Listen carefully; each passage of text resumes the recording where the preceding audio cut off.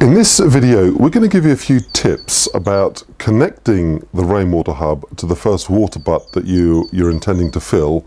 with a standard garden hose. Now, to get the most out of the Rainwater Hub, of course it has to be mounted at the right height, and we cover that in another video,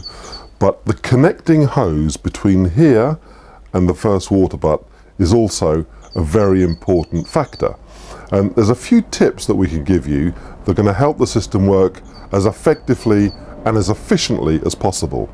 Now, the first of those is that you want to avoid any unnecessary kinks in the hose. Because we don't have mains pressure to actually straighten the hose, we want to keep the hose as straight as possible, and so any unnecessary tight bends, or in fact even any small kinks in the hose, should be forced out of the hose when it is being laid. Now, the second point is, if you're intending to run this along the side of the garden, it may be quite some distance that you're going to be running it. You may be tempted to bury the hose, but we would suggest that you don't do that, because any excess of soil on top of the hose may compress the hose and impede the flow of water. Now, when you get down to the first water butt,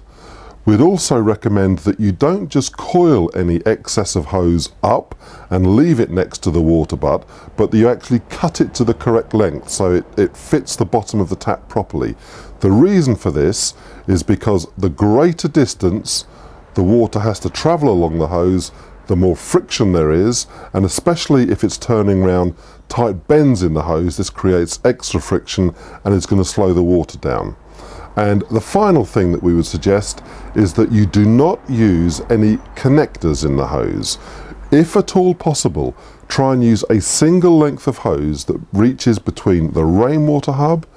and the water butt that you're going to fill. If you have to add a connector to actually add two pieces of hose together, then this will actually